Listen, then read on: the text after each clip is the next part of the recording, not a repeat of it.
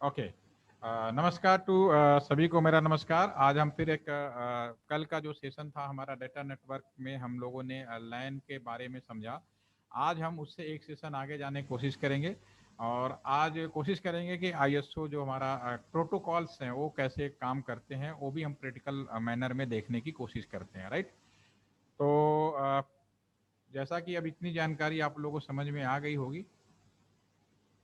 ये आपका हो गया पीपीटी, यस।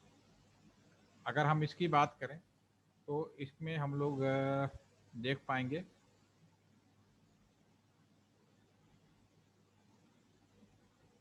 यस, ये अभी आपके स्क्रीन पे है। इसमें कल हम लोगों ने डिस्कस किया था कि कैंपस नेटवर्क को हम लोग लाइन बोलते हैं और लाइन का जो दूरी होता है वो 100 मीटर या किलोमीटर पे डिपेंड नहीं करता, वो राउटर के पोर्ट पे डिपेंड करता है। इतनी बात आज के प्रैक्टिकल सिनारियो में आपको समझ में आ गई होगी। तो अभी हम लोग इंटरनेट की बात करें। इंटरनेट में क्या होता है कि सिंपली जैसे कि एक साइड का आपका नेटवर्क बना हुआ है जैसा आप स्क्रीन पे देख पा रहे हैं। तो इंटरनेट का मतलब ये आपका घर का जो कंप्यूटर है, ठीक है ना, और इसी से दूसरे साइड का कोई कंप्यूटर लगा। मान लो ये कंप्यूटर है तो ये कंप्यूटर पे हम कैसे जुड़ेंगे? पहले मेन ये आपका राउटर होगा, फिर उसके बाद आपका प्रोवाइडर एज राउटर होगा, फिर एक कस्टमर एज राउटर होगा, देन आफ्टर स्विच लगे होंगे और उसके बाद आपका ये कंप्यूटर ऐड होगा। सीधी सीधी सी बात है। तो इंटरनेट का मतलब है कि सिंपल भाषा में बोलूँ कि आज के समय में इंटरनेट का मतलब होता है कि अपने कंप्यूटर से निकलकर दूसरे कंप्यूटर में जाना। कैसे? इन नेटवर्क का इस्तेमाल करते, इन लाइनों का इस्तेमाल करते हुए अपने नेटवर्क से निकलकर दूसरे नेटवर्क में जाना, ठीक है। ये आपका इंटरनेट होता है, ठीक है। टेलीफोन में क्या होता है कि टेलीफोन में अगर हम एक दूसरे से बात करें, ठीक है, टेलीफोन में क्या होता है अगर हम एक दूसरे से बात करें तो आपको इस बात की श्योरिटी होती है कि मैंने जिसको कॉल किया वो सही बंदे ने उठाया है या नहीं उठाया। बिल्कुल आप श्योर हो जाते हैं, आवाज सुन के समझ में आ जाता है कि मैंने किसी को नंबर मिला है, ठीक बंदा होगा। लेकिन इंटरनेट की दुनिया में अगर अपने मोबाइल फोन में आप व्हाट्सअप कर रहे हैं, किसी को मैसेज भेज रहे हैं, तो आप इस बात की गारंटी कैसे दोगे, या आपने ईमेल भेजा किसी को, कि सामने आपका जो ईमेल है उसी बंदे ने पढ़ा, ठीक है। तो ये चीज सियोरिटी करने के लिए, क्योंकि इंटरनेट की दुनिया में सबसे बड़ा चैलेंज है अपने कंप्यूटर को दूसरे कंप्यूटर को बहुत आसानी से जोड़ लोगे, कोई प्रॉब्लम नहीं। लेकिन अपने कंप्यूटर में हम कोई मैसेज भेज रहे हैं और दूसरे कंप्यूटर में उस मैसेज को कोई रीड कर रहा है या सुन रहा है या देख रहा है, जो भी आप जिस तरह का मैसेज सेंड करते हैं, तो वो दूसरे इंड का जो नेट जो बंदा है उस चीज को कैसे एक्सेप्ट करेगा या नहीं करेगा, बिल्कुल सही तरीके से पहुंचेगा नहीं पहुंचेगा, ये चीज कैसे इंश्योर करेंगे? ये इंश्योर करने के लिए हमें कुछ रूल और रेगुलेशन बनाने पड़ेंगे, ठीक है। जो भी रूल और रेगुलेशन हम जो बनाते हैं उसको हम लोग बोलते हैं इंटरनेट प्रोटोकॉल। एक कहीं भी जाएं अब हम जैसे हम लोग आप लोग ट्रेनिंग कर रहे हैं, कोई स्टूडेंट ट्रेनिंग है, कोई जेटीयू ट्रेनिंग है, कोई अलग आने वाले समय में ट्रेनिंग होगी, तो जो सारी ट्रेनिंग होगी एक जगह से दूसरे जगह करते हैं तो वो होता है राउटिंग, सॉरी, उसे बोलते हैं इंटरनेट प्रोटोकॉल। इंटरनेट प्रोटोकॉल और इंटरनेट प्रोटोकॉल यानी प्रोटोकॉल, इसका कुछ लोग कह सकते हो कि इंटरनेट रूल्स हो गया, कुछ लोग कह सकते हो रेगुलेशंस हो गया, ठीक है। लेकिन चूंकि अलग अलग हम नया सिनारी पहले टेलीफोन बोलते थे, अब इंटरनेट बोलते हैं, ठीक है। तो नाम के हिसाब से इनके शब्दों का थोड़ा मॉडिफिकेशन किया जाता है, राइट। तो आप जो इंटरनेट प्रोटोकॉल्स है, ये नियम कौन कौन से नियम होते हैं, ठीक है। तो पहले मैं तो कुछ आंसर चाहूंगा आप में से। आज स्टूडेंट में से किसी को हम वो कर लेते हैं, ऑन कर लेते हैं। कौन अनम्यूट होना चाहेगा? यानी किधर से किया जाए बताया जाए। प्रिंसी, आयुषी, स्टूडेंट में से।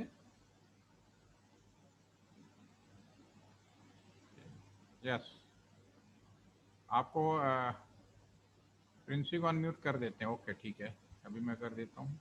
आ गया प्रिंसी। यस, प्रिंसी आप अपने को अनम्यूट करिए, मैंने आपको परमिट कर दिया है।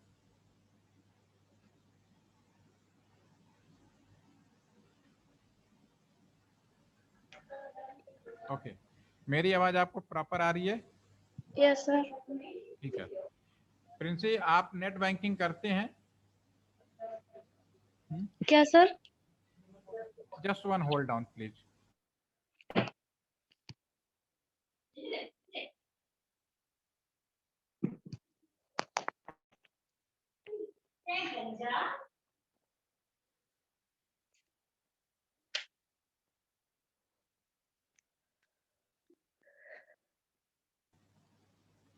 ओके, हाँ प्रिंसी, मैं आपसे पूछना चाह रहा हूँ, आप नेट बैंकिंग करते हो या मोबाइल से banking? Yes yes sir. Net banking के बारे में जानकारी है आपको? ठीक है, चलिए, अगर मैं आपसे ये पूछूं, ठीक है ना, कि अगर आप नेट बैंकिंग करोगे यस। तो नेट बैंकिंग करने के लिए या फिर पहले पहले तो मुझे आप बताओ कि ये इंटरनेट प्रोटोकॉल का नाम पहले कभी सुना है? Yes sir. क्या होता है, कुछ जानकारी है आपको? नहीं, कुछ याद नहीं है। हमारे जेटीयू बैच में इंटरनेट प्रोटोकॉल्स कौन कौन से होते हैं, वो F please T P write down. आर हाँ जी, बताइए। एफटीपी होता है, file transfer protocol. ARP, RARP होता है। चलिए, ये नाम एच आपने सुने हैं, नाम सुने हैं, ये सभी यस। प्रोटोकॉल्स होते हैं, लेकिन क्या इंटरनेट में कैसे यूज होता है हम अभी बाद में बात करेंगे। ठीक है, एक मिलता जुलता नाम आपने थोड़ा बहुत बताने की कोशिश किया, बहुत अच्छी बात है। हमारे और जेटीयू बैच में प्लीज चैट के माध्यम से मुझे ये बताइए कि क्या इंटरनेट प्रोटोकॉल कौन सा होता है? यस।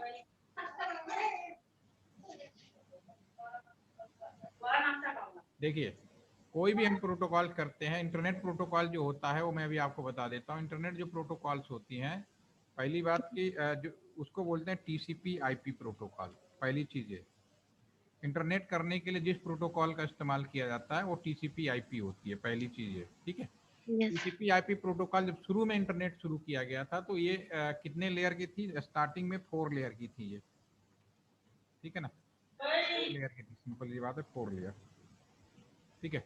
अच्छा प्रिंसी, आप ये बताइए, अगर आप मोबाइल फ़ोन खरीदने जाओगे, सपोज करो आप एक नया मोबाइल फ़ोन खरीदते हो, तो यस मोबाइल फ़ोन खरीदते समय सबसे पहले आप खरीद लिया, आपने पेमेंट भी कर दिया, मोबाइल भी आपके पास आ गया, तो मोबाइल में सिम भी लगा दिया, चालू करके देख भी लिया, उसके बाद जो सबसे पहली प्रेफरेंस क्या होती है मोबाइल के साथ?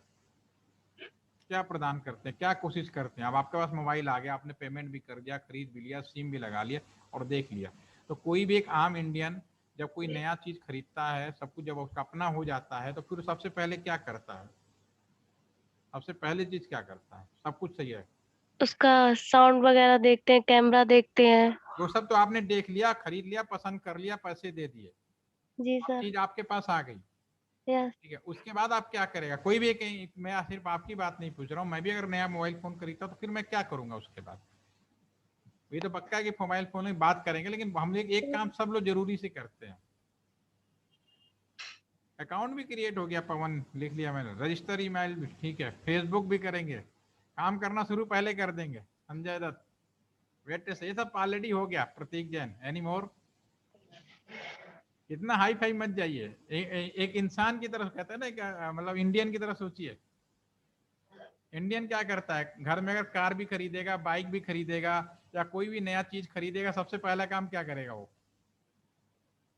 इंटरनेट चलाने के लिए खरीद लिया, यस देवासी भी, भाई सबसे पहले काम करेगा उस पर स्क्रीन गार्ड लगाएगा, कहीं खरोच न लग जाए, ठीक है ना, फ्लिप कवर लगाएगा, कहीं बैक पे खरोच ना आ जाए, यस कवर सर। पेज लगाएगा पहला। मैं एक जनरल बात कर रहा हूँ, अभी टेक्निकली बात में मत जाइए, ठीक है ना।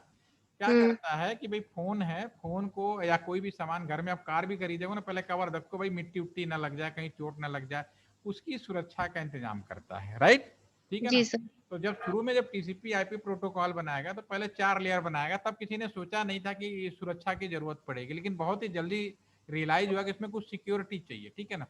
तो जिस तरह से आप मोबाइल फोन खरीदते हो, मोबाइल फोन खरीदने के साथ साथ आप लेयर वो सारी चीजें लगाते हैं, ठीक है ना। यस उसी तरह से हमारा जो इंटरनेट का जो नियम बनाया गया, नियम ये बनाया गया कि हम अपने जगह से दूसरी जगह कोई चीज भेज सकते हैं, ठीक है।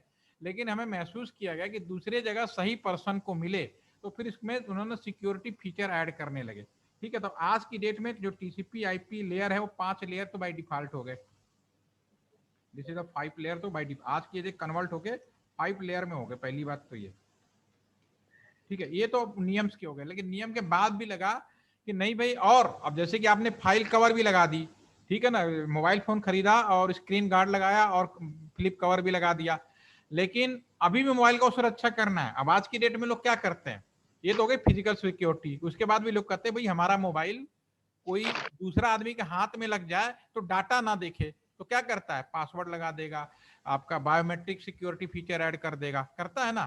तो उसी तरह से इंटरनेट की जब पहली प्राथमिक सुरक्षा तो यही दे दी गई, कोई प्रॉब्लम नहीं है, लेकिन उसके बाद ये महसूस किया गया कि सिर्फ इतने से काम नहीं होने वाला, और भी सिक्योरिटी फीचर ऐड करना पड़ेगा। तो इसी नियम में इन्होंने और भी सिक्योरिटी फीचर ऐड किया, ठीक है ना, मोर सिक्योरिटी फीचर एडेड किया गया, ठीक है ना, एडेड किया गया। तो जब ऐड किया गया तो आज की डेट में ये जो है अब 7 लेयर में कन्वर्ट हो गई। और अभी आज की डेट में ये कितने लेयर में पहले कन्वर्ट हो गई? 7 लेयर्स में। 7 लेयर। 7 लेयर्स में, पहली बात है 7 लेयर्स में कन्वर्ट हो गई, ठीक है। और आज की डेट में अगर आप जो लोग फील्ड में काम करते हैं, ये अप टू 10 लेयर हो चुकी है, ठीक है ना। लेकिन आपका जो बेसिक लेयर आज भी वही है। बेसिक लेयर कौन थी? ये जो 5 जो आपकी लेयर थी, ये जो 5 लेयर थी वो बेसिक लेयर है। अगर आपसे ये कोई पूछे कि इंटरनेट करने का प्रोटोकॉल क्या है, स्टैंडर्ड प्रोटोकॉल क्या है, रूल्स क्या है, रेगुलेशन क्या है, विदाउट एनी रिस्ट्रिक्शन, आप कहोगे टीसीपी आईपी। ये आपके कंपटीशन में पूछा जाता है, अभी हमारे जेटीओ बैच में भी क्वेश्चन में आएगा कि what is the standard rule procedure of protocol, internet protocol. तो definitely answer is TCP IP, ठीक है। लेकिन इसमें हमने सिक्योरिटी फीचर ऐड करके इस लेयर को और बना दिया, और 7 लेयर तक हमारी किताबों में मिल जाता है। अभी 10 लेयर की तो और हम बात नहीं करेंगे, और आप ऊपर चला जाएगा। तो अभी 7 लेयर तक तो ये आपका एक रेफरेंस मॉडल बन गया, पूरी दुनिया में बनाएंगे हमने सिक्योरिटी का एक रेफरेंस मॉडल बनाएंगे, रेफरेंस मॉडल। और इस रेफरेंस मॉडल को हम क्या बोलते हैं? OSI layer. OSI layer is nothing, कोई प्रोटोकॉल नहीं है, यह एक रेफरेंस मॉडल है। टीसीपी आईपी में ही हमने सिक्योरिटी फीचर एडेड करते हुए इसको और हमने बढ़ा दिया है। तो अगर आपसे पूछा जाए कि इंटरनेट करने का प्रोटोकॉल क्या है, नियम क्या है, तो आपका आंसर होगा टीसीपी आईपी। और टीसीपी आईपी में लेयर कितने होते हैं? 5 आईपी होते हैं, ठीक है। अगर आपसे पूछा जाए कि रेफरेंस मॉडल क्या है, रेफरेंस मॉडल आप बताएंगे, आपका जो रेफरेंस मॉडल है वो आपका है ओएसआई लेयर। ओएसआई लेयर में 7 लेयरें होती हैं, मैं अभी उसकी बात करूंगा, लेयर तो और भी बढ़ चुकी है, ठीक है ना। अभी मैं 7 लेयर के पहले मैं नाम लिख रहा हूँ, अभी मैं म्यूट कर रहा हूँ, डिस्टर्बेंस काफी हो रही है, तो मैं आप लोग चैट के माध्यम से ही बताइए।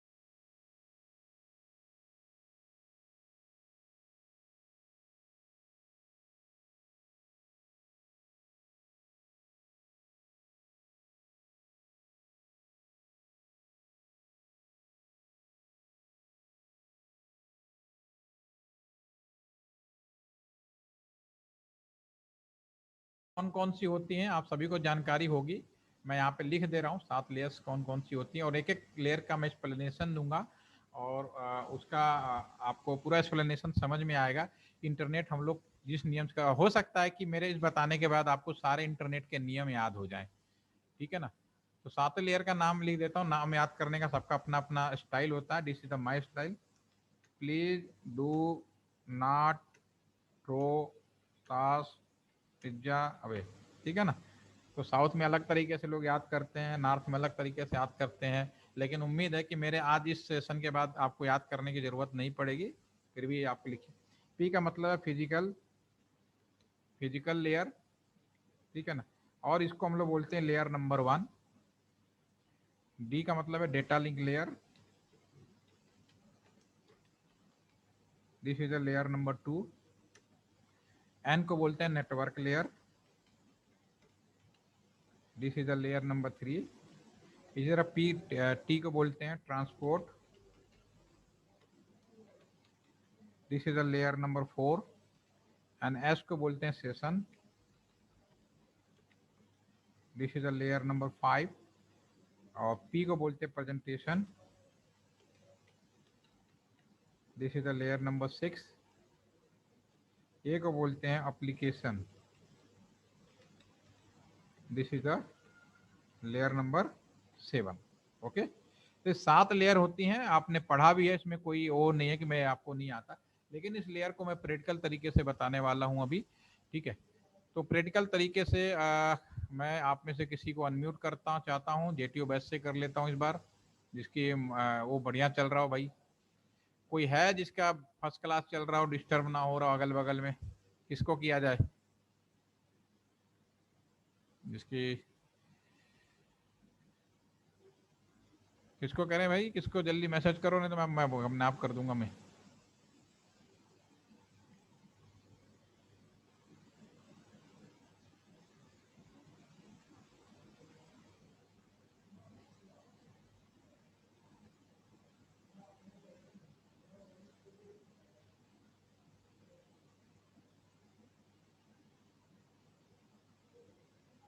ना मैडम आपको करता हूं मैं, आप एक बार अनम्यूट हुए, 5 मिनट का काम है। एक मिनट, किसने मैसेज किया है?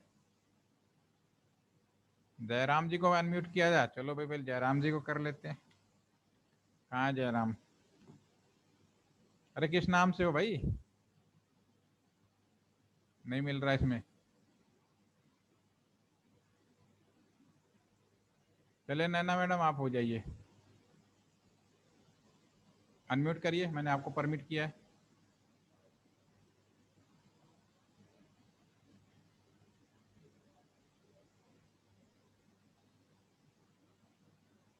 ओके मैम, एक बात बताओ, आप अभी मेरी आवाज आ रही है ना आपको?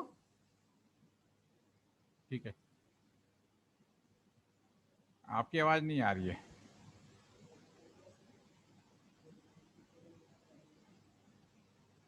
ये हमारा एक दूसरी तरफ से मैं यहाँ पर डायग्राम बना रहा हूँ। ये आपका पी राउटर होगा, पी के बाद हमारे पास एक कस्टमर एज राउटर होगा, सी राउटर। ठीक है, और सी राउटर से स्विच लगेगा।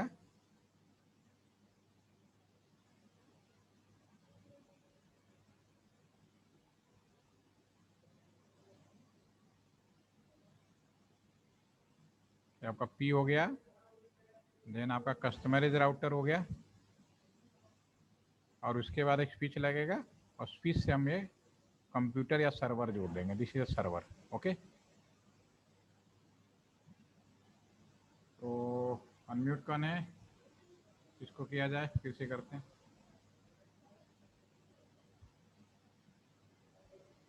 यस मैम, फिर से अनम्यूट हो जाइए, कोई अनम्यूट होगा तभी फायदा है। यस यस, आपको मेरी आवाज आ रही मैम? आपकी बीच में आवाज कट हो रहा है सर। डिस्टर्ब हो रहा है, आपका आवाज। एक्चुअली आपके बगल में भी लोग बैठे होंगे ना, उनका भी माइक ऑन होगा, सॉरी स्पीकर ऑन होगा, इस वजह से डिस्टर्ब होता है। चलिए, बच्चों में से अर्षिता आप हो आज ऑनलाइन? अर्षिता कहाँ गए? यस, आप अनम्यूट हो जाइए, मैंने आपको परमिट किया है। यस। ऐसे अच्छा अर्षिता, आप ये मुझे बताइए, जब आप नेट बैंकिंग करना है, नेट बैंकिंग करता है ना आपने कभी कभी, नेट बैंकिंग तो आज का मेरे ख्याल से सभी लोग करते हैं। ठीक है, तो पहले आप मुझे बताइए सर्वर किसको बोलते हैं, उसके बाद मैं आगे पूछता हूँ। सर्वर का नाम सुना होगा ना, तो सर्वर किसको बोलते हैं? तो वो सबका डेटा, सारे कस्टमर्स का डेटा होता है जहाँ दैट इज सर्वर। देखिए, मैं आपको एक बात बता देता हूँ, वैसे आपने अगर मेरा कल का वीडियो एक मैंने शेयर किया था, अगर उसे ध्यान दिया होगा तो उसमें भी मैंने इसका एक्सप्लेनेशन दिया हुआ है, फिर भी मैं आज रिपीट करूंगा। सर्वर इज नथिंग, कोई भी कंप्यूटर या ये काम करते हैं, जैसे कि मैं एक सिंपल सा उदाहरण समझाता हूँ। जैसे कि मैं एक इंजीनियर हूँ, कोई डॉक्टर है, कोई वकील है, ठीक है, कोई पॉलिटिशियन है, कोई खिलाड़ी है। तो आप किसी को डॉक्टर बोल रहे हो, किसी को इंजीनियर बोल रहे हो, किसी को पॉलिटिशियन बोल रहे हो, ऑल आर ह्यूमन, सभी इंसान हैं। लेकिन आपने किसी को डॉक्टर क्यों बोला, किसी को पॉलिटिशियन क्यों बोला? आपने इसलिए बोला कि वो पर्टिकुलर काम के लिए डेडिकेटेड है। ठीक है ना, जैसे आप इंजीनियरिंग स्टूडेंट हैं तो आप जिस इंजीनियरिंग काम करने आपको इंजीनियर बोला जाने लगेगा। ठीक है ना, अगर आप कुछ और काम करेंगे पॉलिटिशियन, तो चाहे डिग्री कुछ भी हो, आप जो काम करते हैं वो आपको कहा जाने लगता है। ठीक है, तो वैसे ही कंप्यूटर, कोई भी कंप्यूटर, उसको एक पर्टिकुलर काम के लिए हम अगर डेडिकेटेड कर दे तो वह उस चीज का सर्वर कहलाएगा। कोई भी कंप्यूटर जिसको पर्टिकुलर काम के लिए डेडिकेटेड कर दे वह उस चीज का सर्वर कहलाएगा।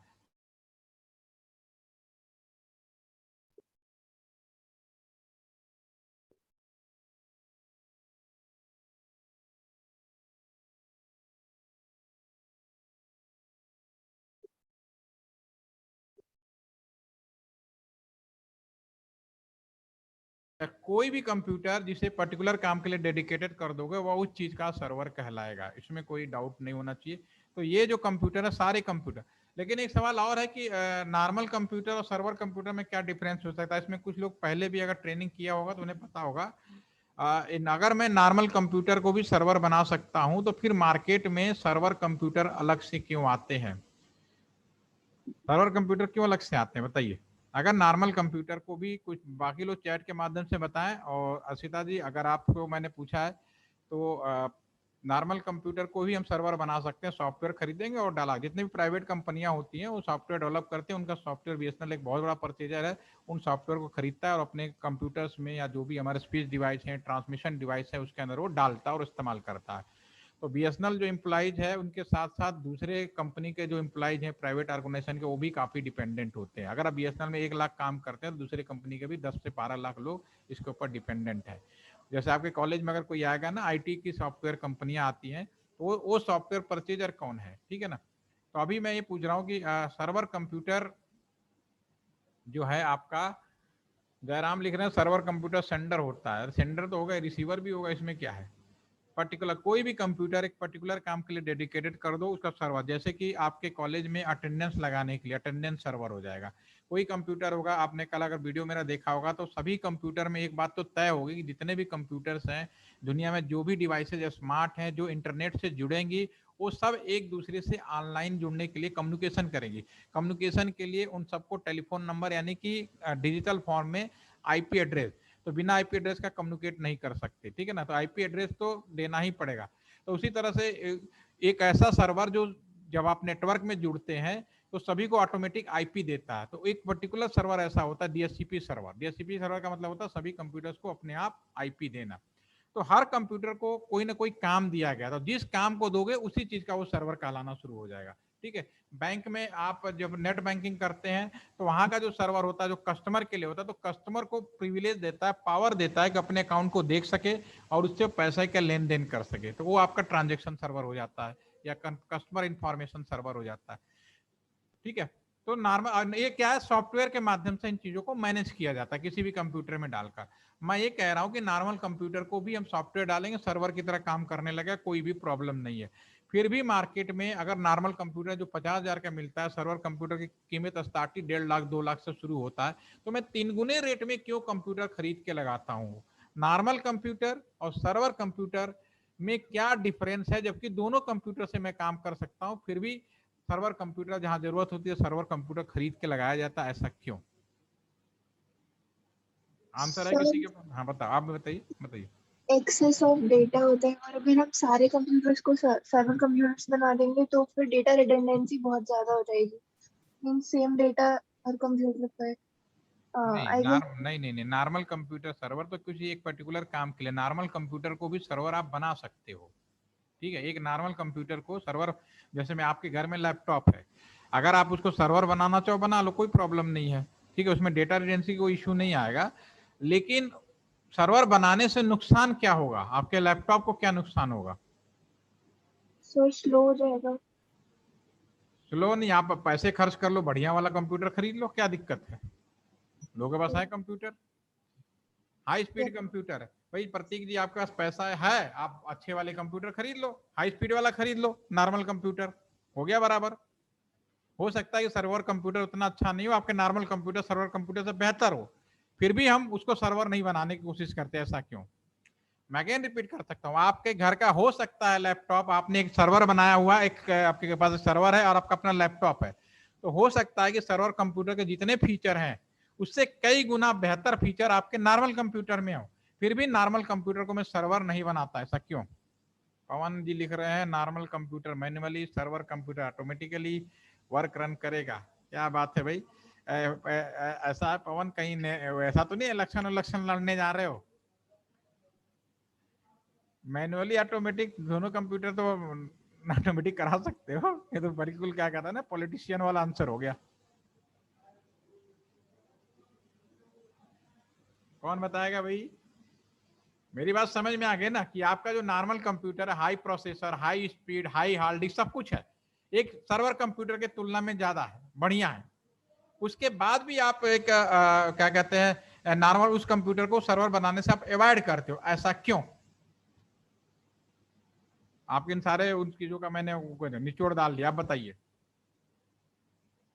क्या ऐसा विशेष कारण है? इतने सारे लोग हैं, सब लोग, सबको अनम्यूट वो कर देता, अलाउ कर देता हूं, जो बोलना चाहे बोल सकता है। बताइए बताइए बताइए। यस, कुछ ने मैसेज के माध्यम से बताने की कोशिश की है। अनमोल, सर्वर कंप्यूटर मेनी फिटेड है, कंप्यूटर कंपनी फिटेड आएगा, कंपनी फिटेड आएगा। नॉर्मल कंप्यूटर भी तो हो सकता है कंपनी फिटेड, उसको आप सर्वर बना लो, क्या दिक्कत है? फिर भी हम अवॉइड करेंगे, ऐसा क्यों? कभी सोचा आपने? क्योंकि अभी जरूरत पड़ेगी, अगर फील्ड में है तो बहुत जरूरत पड़ेगी। हम लोग इतना बोलते हैं सर्वर सर्वर सर्वर सर्वर, तो कुछ नहीं है, कोई भी कंप्यूटर को आप सर्वर बना सकते हो। वाला वस्तु, server should be fast enough to the handle the multiple requests from the client request concurrently. It may be possible कि your normal computer also handle in comparison to the server computer. This is the secondary answer. Multitasking, multiprocessing. It may be possible in the normal computer also, no problem. High storage capacity, Pratik Jain. Normal computer 10 TB, server computer 5 TB. Now normal computer more storage capacity. In this case again avoid, इस case में फिर से हम avoid करेंगे, ऐसा क्यों? चलिए, electronics के बारे में आप लोग क्या जानते हैं? इलेक्ट्रॉनिक्स आपने बहुत ही सिंपल आंसर है, मैं भी तो कह रहा हूँ कि आप लोग को नॉर्मल आंसर ढूंढने की जरूरत है। एक आंसर और आया किसी का, किसका है ये? Rachna, server computer perform no other task beside server task. अच्छा, वो तो लॉजिक सी बात है ना, वकील वकीली का काम करेगा, डॉक्टर डॉक्टर का काम करेगा, नॉर्मल कंप्यूटर को भी सर्वर बना दोगे तो वही काम करेगा, दूसरा काम नहीं कर सकते, नो डाउट। ठीक है, आपके पास एक लैपटॉप है, आपने देख नया लैपटॉप कर लिया, भाई चलो पुराने वाले को सर्वर बना देते हैं, लेकिन नुकसान क्या होगा वो हम जानने की जरूरत है। उसके कोई जरूरत नहीं, दूसरा काम करने की जरूरत नहीं है, उस केस में क्या होगा? चलिए ध्यान से सुनिए, नॉर्मल कंप्यूटर और सर्वर कंप्यूटर में क्या डिफरेंस है। ये सब जो आंसर बता रहे हैं ना कि हाई स्पीड, तो ये सब चीज़ें बहुत वैसी है, मतलब सेकेंडरी आंसर है, उनको उतना वैलिड नहीं माना जाता। जो एक्चुअल आंसर क्या है वो पहले उसको समझाने के लिए मैं बहुत सिंपल सी बात करूँगा। आप घर में कोई एलईडी बल्ब खरीदो या फिर आप कोई बल्ब खरीदो, ट्यूबलाइट खरीदो, वारंटी वाले बल्ब आते हैं, उस पर लिखते हैं ना 3 महीने 6 महीने, ठीक है, क्योंकि हमें पता है। और 3 महीने कैसे लिखते, क्या सोच के लिखता है कि ये 3 महीने की वारंटी होती है इस बल्ब की? मान लो एक एलईडी खरीदने का भाई 6 महीने की वारंटी, 3 महीने की वारंटी, ऐसा क्यों लिखते हैं? Venkat, server operating system is different from normal. नहीं, ऑपरेटिंग सिस्टम तो you can make normal operating system as a server computer, there is no problem. Normal operating system को भी सर्वर बना के यूज कर सकते हो, ये तो ह्यूमन टेंडेंसी है कि हम लिनक्स को एज ए सर्वर कंप्यूटर में सॉफ्टवेयर यूज करते हैं। वो इसलिए यूज करते हैं क्योंकि नॉर्मल आदमी वो ना कर सके, लेकिन इसका मतलब ये नहीं है कि विंडोज सॉफ्टवेयर है तो आप ऑपरेटिंग वो सर्वर नहीं, बिल्कुल बना सकते हैं, कोई रोक टोक नहीं है, कोई बाउंड्री नहीं है। ठीक है ना, ये आंसर उसके लिए नहीं है। सर्वर कंप्यूटर प्रोजेक्ट बनाने की स्पेशलिस्ट होता है, सेकेंडरी आंसर। चलो अब हमारी सुनो, बहुत हो गया। ठीक है, मैं आपसे सिंपल सा आंसर बता रहा हूँ। घर में आप एलईडी बल्ब खरीदा और मार्केट ने, तो मार्केट ने लिखा भाई 3 महीने 6 महीने साल भर की वारंटी, क्या सोच के लिखता है?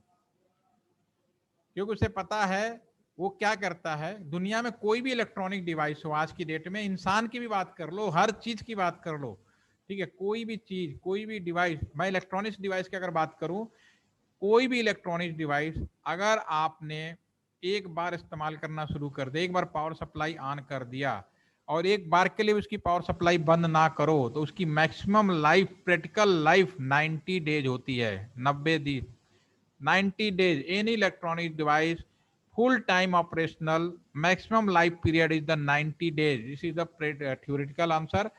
नॉर्मली ये भी हो सकता है कि वो आपकी किस्मत है कि कुछ 3 महीने में ही खत्म हो जाते हैं, कुछ 6 महीने में भी चल जाते हैं, कुछ 2 महीने में, 2 महीने तो कोई नहीं जाएगा, 3 महीने तो चलेगा ही चलेगा, ठीक है। तो जो सर्वर कंप्यूटर होता है वो सब इलेक्ट्रॉनिक डिवाइसेज है, ठीक है। और ऐसे एलईडी बल्ब की बात कर रहा था, एलईडी बल्ब भी अगर वो 3 महीने कैसे लिखते हैं, उन्हें पता है कि इस बल्ब को लगातार 3 महीने जला दिया जाए तब ये 3 महीने के बाद एक खराब होगा, वो इस हिसाब से एक कैलकुलेशन हिसाब दे देते हैं।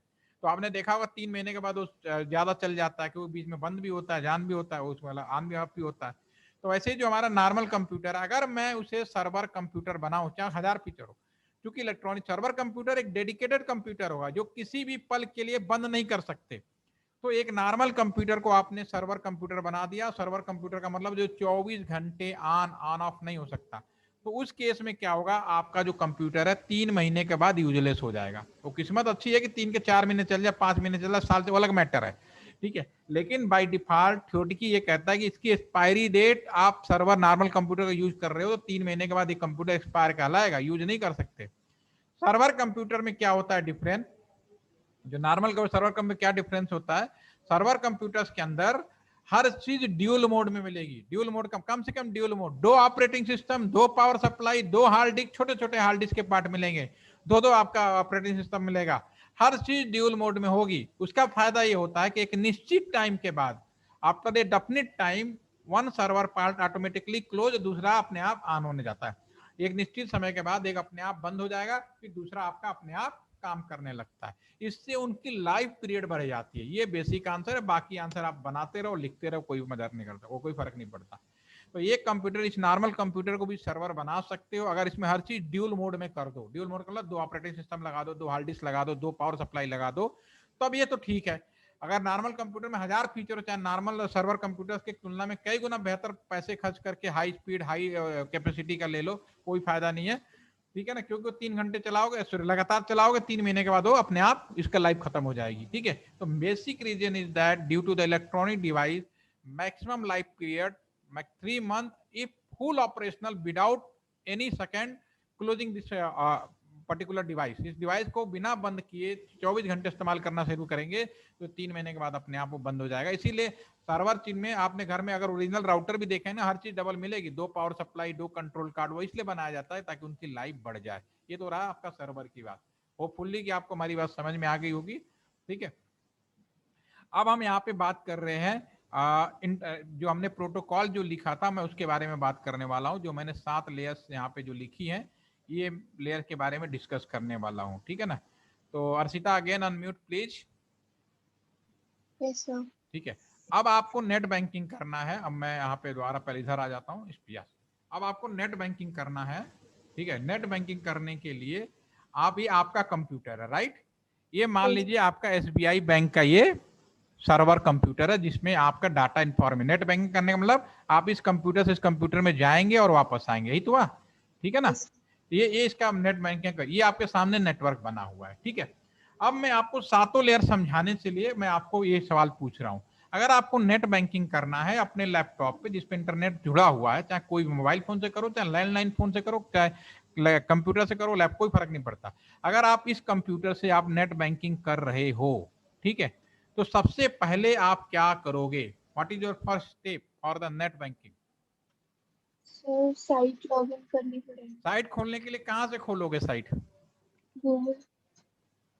आप अपने कंप्यूटर में साइट कौन किस हिस्से में क्लिक करके खोलोगे? Google sir. ब्राउजर पे। राइट। 1 बाय 1 चलो। आप अपने इस कंप्यूटर में बैठोगे, सबसे पहले अगर मुझे नेट बैंकिंग करना है तो मैं ब्राउजर क्लिक करूंगा, चाहे क्रोम का, इंटरनेट एक्सप्लोरर का, मोजिला का, जो भी हम ब्राउजर। ये तो नहीं कि म्यूजिक वाले बटन पे दबा दूंगा, ये तो नहीं कि MS वर्ड पे दबाऊंगा। मैं कहां क्लिक करूंगा? जहां जिसकी जरूरत है। मुझे साइट खोलनी है, डेफिनेटली इंटरनेट एक्सप्लोरर होगा, वेब ब्राउजर पे क्रोम हो सकता है, इंटरनेट एक्सप्लोरर हो सकता है। तो जो आपका ये जो ब्राउजर है जिसकी हम बात कर रहे हैं, अगर हम यहाँ पे आते वापस, तो ये आपका एप्लीकेशन कहलाएगा। This is the application. किसने किया? यूजर ने किया, यानी जो वेब ब्राउजर। अब आपका पेज खुल गया, फिर पेज पे आप क्या करोगे? www. वेबसाइट का नाम लिखोगे, यही तो करोगे ना, facebook.com, whatsapp.com या बैंक, जो भी बैंक आप खोलना चाहते हो, ठीक है ना। उसमें आप इसमें एक बैंक का नाम लिखोगे, यहाँ पे आप क्लिक करोगे और उसका नाम लिखोगे। एक सवाल और सीता, आपको क्या लगता है सबसे सिक्योर वेबसाइट कौन होगी? एक तो नेट बैंकिंग वाली सारे सिक्योर होगी, क्या गूगल सिक्योर है, हाँ या नो? सब लोग मैसेज के द्वारा आंसर बताएं। गूगल सिक्योर है, यस या no? Gmail? Gmail secure I guess. आपको लगता है सिक्योर है? Facebook? No sir, data leak हो गया अभी बहुत सारा। ठीक है, बाकी लोगों को क्या लगता है? मैसेज में देखते हैं क्या क्या आंसर दिया, तभी तो आगे बढ़ने में समझ में आएगा। शिवम कह रहे हैं सिक्योर है, कोई नो, नॉट सिक्योर। अच्छा, जीमेल सिक्योर नहीं है, जीमेल के बारे में नो नो।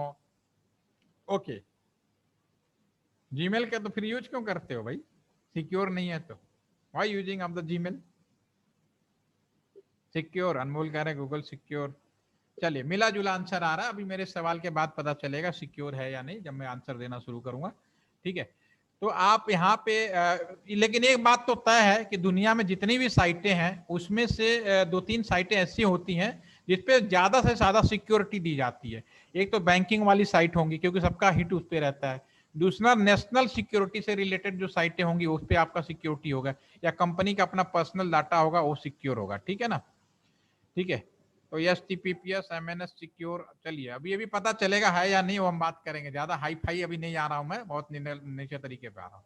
ठीक है, तो एप्लीकेशन लेयर में आपने ब्राउजर खोला और इस पे लिख दिया जो भी वेबसाइट का नाम था www, खोल दिया। जो पेज खुल के आया वो एक वेब पेज आया, वो वेब पेज भी आपका एक एप्लीकेशन होगा। वेब पेज कहाँ से आया आपका? वेब पेज आपका आया इस एरिया से आया, यहाँ से जो भी पेज था वो भी खुल के आ गया। तो वेब पेज भी एक आपका, यानी वेब ब्राउजर और वेब पेज, ये दोनों आपका एप्लीकेशन हो गया। यूजर ने डायरेक्ट अपने मोबाइल पे क्लिक किया और ओपन हो गया। ठीक है ना सीधा? इसके बाद आप क्या करोगे? अगला स्टेप क्या होगा आपका? सर क्रेडेंशियल्स डालेंगे। हाँ, लॉगिन बटन पे क्लिक करोगे। वेब पेज सबके लिए होता है, राइट? वो तो राइट कोई राइट। भी खोलेगा, वेबसाइट डालेगा, परमिशन है तो सबके पेज पे आराम से खुल जाएगा। लेकिन उससे आगे अगर आपको बढ़ना, चूंकि आप नेट बैंकिंग की बात कर रहे हैं, तो डेफिनेटली आप क्या करेंगे? आप क्लिक करेंगे लॉगिन बटन पे। उस पे जब लॉगिन क्लिक करेंगे तो उस पे यूजर नेम, पासवर्ड जैसे चीजें आएंगी। तो जो वो भी क्लिक करोगे वो भी एक तरह का एप्लीकेशन है, बट इसको हम लोग बोलते हैं प्रेजेंटेशन। क्या बोलेंगे? Second is the presentation. This is also part of application, but this is the presentation. ये भी यूजर के सामने डायरेक्ट खुलेगा। ठीक है ना? और इसमें प्रेजेंटेशन क्यों बोल रहे हैं? इसलिए बोल रहे हैं कि इसमें हर एक आदमी का यूजर नेम, पासवर्ड अलग होगा। आपका अलग होगा, मेरा अलग होगा, थर्ड पार्टी का अलग होगा, आपके फ्रेंड जो भी बैंकिंग यूजर है सभी के अलग होंगे। ये नहीं हो सकता कि सबका एक ही हो। बिल्कुल, फेसबुक में भी यही होता है, जीमेल में भी यही होता है। आप जीमेल खोलोगे, मेन पेज खुलेगा, वो सबके लिए है, वो आपका एक एप्लीकेशन हो गया। लेकिन जैसे लॉगिन पर डालोगे, आपका यूजर नेम, पासवर्ड अलग होगा, किसी और का अलग होगा, सबका अलग होगा, तो वो प्रेजेंटेशन कहलाएगा। सेकंड इज डिफरेंशिएट समझने की कोशिश करिए, क्योंकि टेक्नोलॉजी में समझना आसान नहीं होता। प्रैक्टिकल कैसे करना है आप वो देखिए। ठीक है, तो जो आपका प्रेजेंटेशन होगा वो क्या होगा? वो आपका होगा जो भी आपका वेब यूजर नेम, पासवर्ड डालोगे। अगर आपका अकाउंट खुलेगा तो आपका अपनी इंफॉर्मेशन होगी, दूसरे खुलेगा दूसरी इंफॉर्मेशन होगी। ठीक है, तो जो पेज खुल के आएगा वो सबकी अलग आ जाएगी। उसके बाद असिता, उसके बाद बताएं, उसके बाद क्या होगा? सर वो मतलब अपना पेज खुल जाएगा, आपका मतलब बैंक का पेज खुल गया, उसके बाद अकाउंट वाला, देन वी कैन आपका गो। अकाउंट डिटेल आ गया। ठीक है ना? वो तो आपका है, कितना आएगा। ठीक है, अगर अगला जो नेक्स्ट चीज होती है, अगर आप ज्यादा देर तक, मेरा सवाल है उसका आंसर दीजिए, ज्यादा देर तक आप नेट बैंकिंग ना करें, खोल के बैठ जाएं या रिफ्रेश कर दें, क्या होगा? लॉग आउट हो जाता है सर। Session out. ठीक है ना? Session expire. क्या आपके फेसबुक, जीमेल या और भी बहुत सारे रेडिफ मेल्स हैं, बहुत सारी साइटें लॉगिन करने के बाद लॉग आउट होता है? No session out. There is session layer is the missing. बहुत सारे ऐसे एप्लीकेशन होते हैं जहां पर सेशन लेयर मिसिंग होती है, ये भी यूजर के पास होता है। तो शुरू में क्या हुआ था, ये तीनों जो लेयर हैं आपका, ये जो तीनों लेयर जो है, ये यूजर सपोर्ट लेयर कहलाती हैं, याद रखिए। पहले जब हमने केवल टीसीपी था तो केवल ये होते थे, बाद में 5 लेयर हुई तो ये भी ऐड कर दिया। आज की डेट में और सिक्योरिटी की जरूरत हो गई तो सेशन लेयर भी ऐड कर दिया। और आप अच्छी तरह समझते हैं इस चीज को कि आज आपने जीमेल खोला, फेसबुक खोला, एक बार लॉगिन हो गए, सेशन तब तक एक्सपायर नहीं होता जब तक आप खुद लॉग आउट ना हो जाए। लेकिन बैंकिंग साइट होगी, सेशन विल बी सेशन के कई तरीके हो सकते हैं, मल्टी सेशन, या एक बार आपने अपने कंप्यूटर में लॉगिन कर दिया दूसरी जगह लॉगिन नहीं हो सकते, ठीक है, ऐसा भी होता है। वो अलग अलग तरीका है, जैसी रिक्वायरमेंट होती है सेशन की कंडीशन और डेफिनेशन विल बी चेंज। लेकिन ये बात तो तय है कि आपके फेसबुक में, जीमेल में वो सेशन लेयर नहीं होता। जो लोग कहते हैं कि भाई सिक्योर है, तो मुझे बताएं भैया, एक बार लॉग आउट नहीं हुए तो फिर तो आप तो ओपन हो, उसमें तो कोई भी एंट्री मार सकता है, उसको बस घुसने का रास्ता पता होना चाहिए, ठीक है। इन तीनों लेयर को कहते हैं यूजर सपोर्ट लेयर। हो सकता है कि बहुत सारी साइटें केवल एप्लीकेशन लेयर से ही काम हो जाती हो, बहुत सारी साइटें जहाँ दोनों चाहिए, बहुत सारी चीजें। और इसमें आपको और बता दूं, इसमें एक लेयर और ऐड की गई है, वो अभी मैं यहाँ पे डिस्कशन नहीं करूंगा, तो कंफ्यूजन हो जाएगा सबको, तो बुक अभी आपके बुक के हिसाब से बात कर रहा हूँ। एक और लेयर है, उसको ऐड किया गया है, उसमें भी उससे फायदा होता है कि बहुत सारी चीजें आपका जो सेशन के साथ साथ कि आपका अभी बायोमेट्रिक वाला बहुत जल्दी आने वाला है, आपका फेस सिक्योर या बायोमेट्रिक सिक्योर के ही बाद आप खोल पाएंगे। अदरवाइज कोई दूसरा आदमी कहेगा ना कि ले ले भाई मेरा यूजर नेम पासवर्ड ले ले, वो वाला दिन जाने वाला है। अब आप ही अपना net banking only you and you, अगर दूसरा करना है तो आपको ऑथेंटिक करना पड़ेगा, तब जाके आप कर पाएंगे। तो एक लेयर और ऐड हुई है इसमें, जिसको हम लोग बोलते हैं visual video recognization session, video recognization session. ये हमने अभी पिछले इसमें बहुत सारे जेटीओ ऐसे हैं जो अभी इन्होंने भी बहुत सारे इसमें जेटीओ याद होगा, उनका फेस 1 में मैंने वीडियो रिकॉग्नाइज सॉफ्टवेयर का भी इस्तेमाल उसमें किया था, ठीक है ना। असिता अगेन अनम्यूट करिए और फिर से मेरे आप बताइए, यहाँ तक तो कोई कंफ्यूजन तो नहीं है? First you unmute, okay.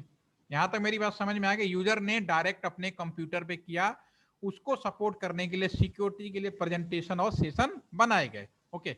Next है आपका, अब यहां से जो डाटा निकलेगा, अब देखो डाटा कहां से निकलेगा, या तो अपने कंप्यूटर किस हिस्से से निकलेगा, एनआईसी कार्ड से निकल सकता है अगर लैन केबल लगाओगे, नहीं तो वाईफाई से निकल सकता है, नहीं तो आप मोबाइल टावर से निकल सकता है। तो जिस एरिया से निकलेगा, अब डाटा निकल कैसे रहा वो देखो। अब यहाँ से डाटा निकला, ठीक है, तो इसमें लैन कार्ड, वाईफाई, दिस इधर डाटा में यहाँ से निकल कर यहाँ पहुंच गया। तो ये जो आपका कहलाएगा लेयर 1 फिजिकल लेयर, डाटा कैसे निकल रहा है, वाईफाई के माध्यम से, लैन केबल के माध्यम से, या फिर आपका ब्लूटूथ के माध्यम से, दिस इज द लेयर 1। फिर सेकंड कहां पहुंचा, जितनी भी लोकल में कनेक्टिविटी होती है स्विच में पहुंच गया, this is the layer 2 data link layer, switch इधर। उसके बाद कहां पहुंच गया, राउटर में पहुंच गया, ठीक है, this is the network layer, layer 3। ये 3। अब एक राउटर से दूसरा राउटर, दूसरा से तीसरा राउटर, चौथा राउटर, पूरी दुनिया में राउटर तो राउटर घूमता रहेगा, और दूसरे एंड पे जाना है तो सेकेंड अगेन आपका वही आपका यहाँ पे आ जाएगा, provider edge, customer edge, switch, and then will be entry हो जाएगी। तो डेटा एक लोकेशन से दूसरे लोकेशन में कैसे जा रहा है वो आपको समझ में आ गया। चाहे मोबाइल फोन से कर रहे हो, चाहे लाइन का आपका जो लाइन केबल उससे कर रहे हो, चाहे मोबाइल टावर से कर रहे हो, सबका यही है कि सब पहले जो डाटा जिस माध्यम से निकल रहा है वो उसका फिजिकल लोकेशन होती है, मे भी केबल के माध्यम से, मे भी वाईफाई, मे भी ब्लूटूथ, या और भी मोबाइल टावर भी हो सकते हैं, ठीक है। तो यहाँ से निकल के फिर सबसे पहले स्विच में जाएगा। तो यहाँ तक का, यहाँ से कंप्यूटर से निकलकर यहाँ तक पहुंचने के लिए, स्विच से पहुंचने का जो रास्ता, जो सफर तय होता है, वो आपका फिजिकल लेयर होता है। और स्विच जो है सारे लोकल लोगों का कनेक्शन करता है, this is a data link layer. And आपका जो राउटर है, this is a network layer. तो there are 3 types of layer हो गई फिजिकल में। अगर आपसे एग्जाम में पूछा जाए स्विच किस लेयर का एग्जांपल है, लेयर 1, लेयर 2, तो आप सीधा पूछना नहीं, लेयर 2 का है। अगेन मैं पहले इस पे आ जाता हूँ, फिजिकल लेयर, इसका एग्जांपल आपके सामने क्या हो जाएगा, इसके आप लिख सकते हो। फिजिकल लेयर का मतलब है आपका स्विच हो गया, या सॉरी स्विच नहीं, लैन केबल हो गया, ठीक है, आपका वाईफाई हो गया, ठीक है, आपका और भी जो नेक्स्ट है आपका ये आपका ब्लूटूथ हो सकता है, ठीक है, मोबाइल टावर हो सकते हैं, ठीक है ना, बीटीएस जो भी आपका है। तो ये फिजिकल लेयर है, डाटा निकल के कैसे दूसरे लोकेशन पे जा रहा, फिर इन सबका कलेक्शन होता है। Second is the data link layer, ठीक है, डेटा लिंक लेयर आपका, इसका एग्जांपल स्विच है, हर जगह इसका नाम कुछ भी हो जाए, आप लैंडलाइन में जाएंगे कुछ और नाम होगा, इंडियन में जाएंगे कुछ और नाम हो जाएगा, लेकिन उनका जो बेसिक फंक्शनैलिटी है सब में आपका एक जैसा ही मिलेगा, ठीक है ना, this is all the basic functionality all the same, ठीक है। और तीसरा जो आपका है network layer, this is example of the router, this is example of the router, this is the router. तो ये जो तीनों लेयर हैं, इनको मिला के हम लोग बोलते हैं network support layer. Again repeat, this is the network support layer. OSI layer जो 7 लेयर रेफरेंस मॉडल बनाया गया आज की डेट में, जो कम्युनिकेशन का रीढ़ की हड्डी है, वो आपके 7 लेयर में है। उसमें इनको 3 अलग अलग भागों में बांटा गया है। एक भाग जो यूजर के लिए, यूजर सपोर्ट में क्या हो रहा है, उसकी जो डाटा है सिक्योरिटी तरीके से दूसरे एंड पे कैसे भेजना है, खुद पर एप्लीकेशन, प्रेजेंटेशन और session, combination all of possible, या सभी हो सकते हैं, हो सकता है केवल एक ही हो, दो हो, वो आपके सामने सिक्योरिटी के जो भी साइट है सिक्योर है उसके हिसाब से डिसाइड होता है। तीसरा आपका ये जो नेटवर्क सपोर्ट लेयर है, डाटा एक लोकेशन से दूसरे के लोकेशन में कैसे जाता है वो व्यवस्था हो गई। अब आपका एक चीज बच गया, transport layer. This is a transport layer, ठीक है ना। तो अब ट्रांसपोर्ट लेयर में क्या होता होगा, सारा सोच के बताएं भाई। आपने यूजर में देख लिया, यूजर अपना सारा खुरापात यहाँ कर लेगा, जाने की बात आपने देख ली, यहाँ तक कैसे पहुंच गए। अब बच गया ट्रांसपोर्ट लेयर, डेफिनेटली वो जाने और करने वाले के बीच की बात है, इसमें तो कोई शक नहीं है। लेकिन होता क्या है, कैसे करोगे आप, कैसे पता चलेगा, इसमें क्या होगा? हाँ अर्षिता आप बताइए, समझ में आ रहा है मेरी बात? बाकी लोग मैसेज के माध्यम से बताएं। सेशन खत्म होने वाला, घबराइए नहीं, ज्यादा लंबा नहीं खींचता हूं मैं। Yes, unmute then tell me. आपको समझ में आ रही मेरी बात, क्वेश्चन समझ में आया? यस। यूजर सपोर्ट लेयर समझ में आ गया। अब तो लेयर में भी आपको कंफ्यूजन नहीं होना चाहिए, और नेटवर्क सपोर्ट लेयर में भी कोई कंफ्यूजन नहीं होना चाहिए। राउटर किसका एग्जांपल है? लेयर 3 का, नेटवर्क सपोर्ट लेयर का, ठीक है ना। विच media between network and user support layer, क्या होगा एग्जांपल? अजिता आपसे अगर मैं पूछूं, मैं अगर आपको ईमेल भेज रहा हूं, आप ईमेल कहाँ चेक करोगे? जीमेल पर, अपने ईमेल आईडी में चेक करोगे ना। राइट से। मैं अगर आपको ईमेल भेजूंगा तो इसका मतलब ये तो नहीं कि फोन का हैंडसेट उठा और कान में लगा लोगे, ऐसा तो नहीं होगा ना। मैं यस सर। किस चीज का ट्रांसपोर्टेशन कर रहा हूं, हु इज रिस्पॉन्सिबल? आप यहाँ पे किस चीज का ट्रांसपोर्टेशन कर रहे हैं वो तो कहीं पता नहीं चला ना। मैं कंप्यूटर से क्या भेज रहा हूँ, वर्ड भेज रहा हूँ, टेक्स्ट भेज रहा हूँ, वीडियो भेज रहा हूँ, ऑडियो भेज रहा हूँ, या इन कॉम्बिनेशन भेज रहा हूँ, ये कैसे पता चलेगा? ये चीज डिसाइड करती है ट्रांसपोर्ट लेयर। जैसे प्रतीक जी लिख रहे हैं end to end delivery. End to end delivery में क्या होता है भाई, मैं साउंड भेज रहा हूँ, तुम्हें साउंड सुनना है। आप मैंने एग्जांपल लिया ना, वेबसाइट खोलना, वेबसाइट कहाँ खोलोगे? वेब ब्राउजर पे। एमएस वर्ड कहाँ खोलोगे? वो तो कैसे पता चलेगा कि भैया बंदे ने पीडीएफ फाइल भेजी है, बंदे ने साउंड भेजा है, बंदे ने पिक्चर भेजा है, कैसे पता करोगे? तो बेसिकली क्या होता है, जो कंप्यूटर से जैसे डाटा बाहर निकलता है, यहाँ पे टीसीपी लेयर सॉफ्टवेयर बेस में होता है, ऑटोमेटिकली आईएसओ ने डिफाइन कर रखा है टीसीपी लेयर में। इसको मैं जरा क्लीन कर देता हूँ। टीसीपी लेयर में क्या होता है आपका, जो ट्रांसपोर्ट लेयर में बेसिकली आईएसओ ने ओएसआई लेयर के अंदर पोर्ट नंबर डिसाइड किए हुए हैं। पोर्ट नंबर जैसी कि वेबसाइट, अगर आप वेबसाइट खोलोगे तो ऑटोमेटिक पहले से फिक्स कर दिया उन्होंने। जब प्रोग्रामिंग होती है, जो सॉफ्टवेयर डेवलप करते हैं उन्हें पहले ही डाल देते भैया इसका ये पोर्ट नंबर होगा। जैसे कि वेबसाइट का पोर्ट होता है 80, आपका 8080। अभी आजकल एक नया पोर्ट चला है 443, जो अभी लिख रहे थे HTTPS लिखा था ना किसी ने। पोर्ट 33 से अगर खोलोगे तो HTTPS कहलाएगा, अगर पुराने वाले से खोलोगे तो HTTP कहलाएगा। तो नाम पे मैं नहीं जानता, ठीक है ना। इसी तरह से आपका हम लोग जैसे हमारे बीएसएनएल में लोग सैप यूज करते हैं, तो सैप का पोर्ट नंबर होता है। किसी को मालूम है सैप का पोर्ट नंबर क्या होता है? तनख्वाह मिल गई, काम खत्म, इस बार तो एडवांस तनख्वाह आ गई, और क्या चाहिए? कोड नंबर जान के क्या, मैं भी नहीं बताऊंगा, असाइनमेंट है, ढूंढ के बताइए आप लोग, ठीक है ना।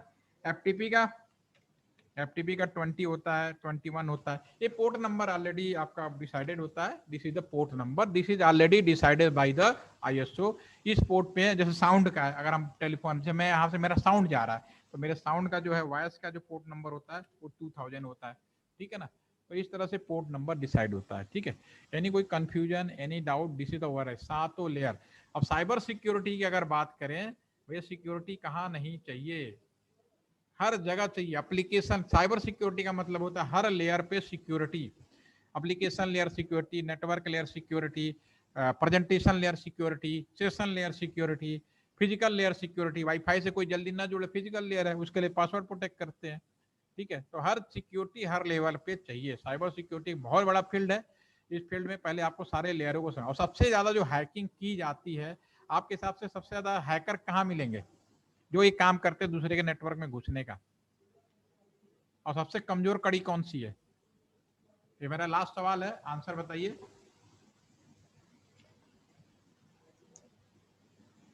ठीक है, किसी का आंसर आया? सब कंफ्यूज हो गए? प्रतीक जी, एंड टू एंड डिलीवरी से ऊपर आ जाइए।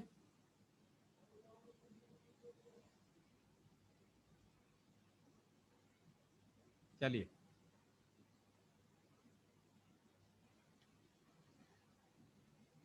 सबसे ज्यादा अटैकिंग लॉजिक सी बात है एप्लीकेशन लेयर पे होती है, यस, क्योंकि सबसे ज्यादा आदमी वहीं पे जुड़ता है। ठीक है, नेटवर्क लेयर तो बाद में आएगा। सबसे कमजोर जो कड़ी होती है वो टीसीपी आईपी। अगर एक साइबर सिक्योरिटी एक्सपर्ट है तो कहाँ पे हिट मारेगा? वो टीसीपी आईपी पे मारेगा, वहां घुस के बैठ जाएगा और आपके कंप्यूटर में क्या क्या चीजें हैं सारी चीजें वो देख भी सकता है।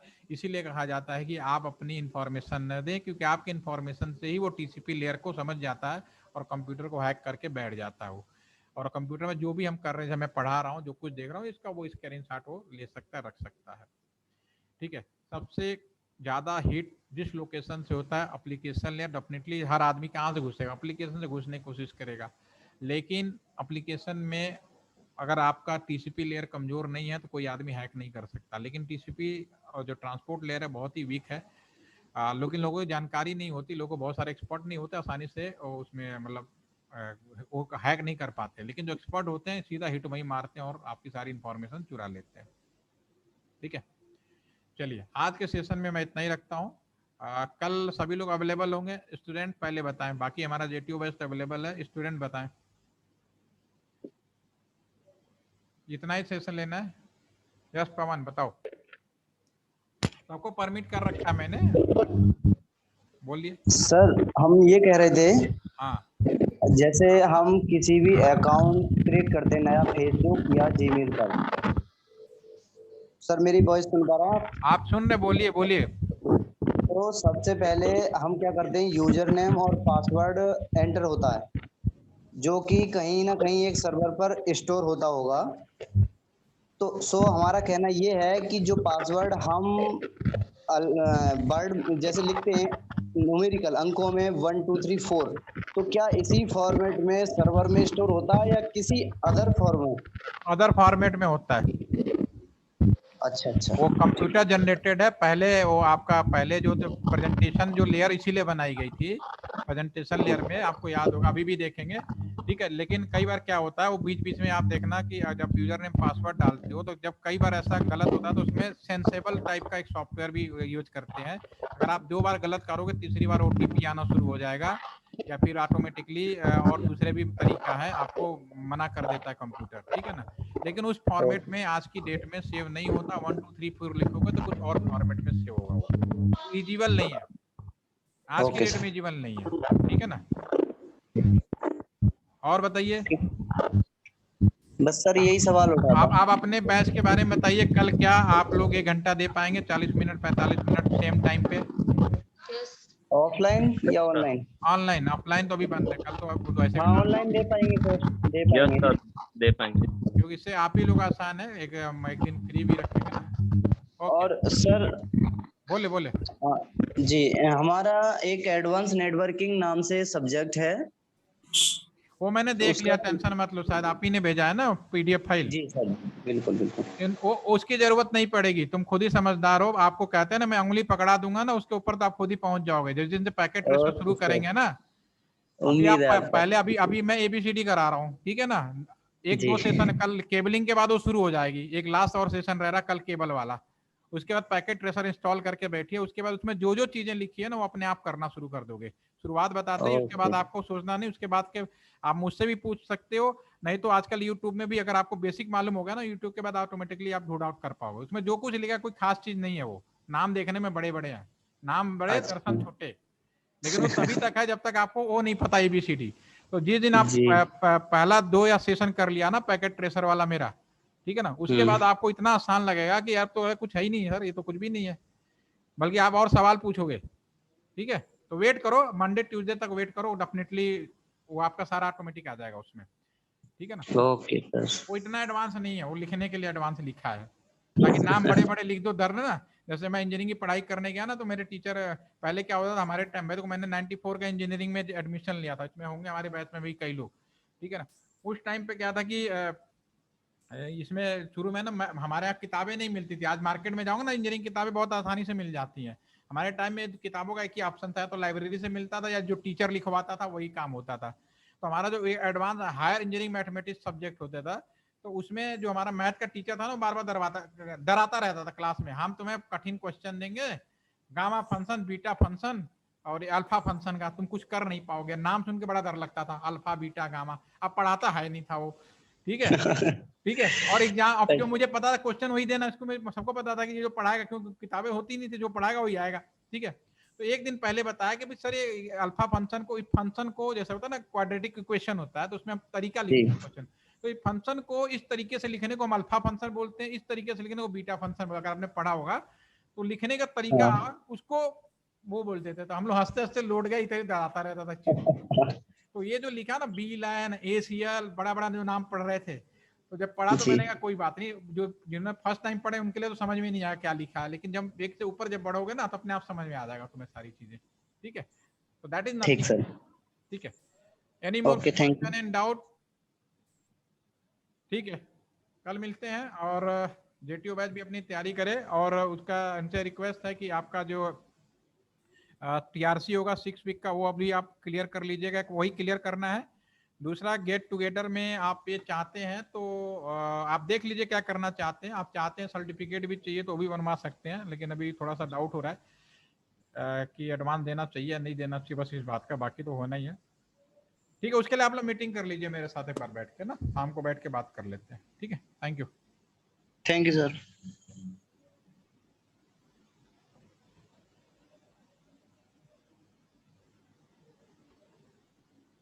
साइबर सिक्योरिटी से ज्यादा पढ़ा देंगे भाई, परेशान मत हो।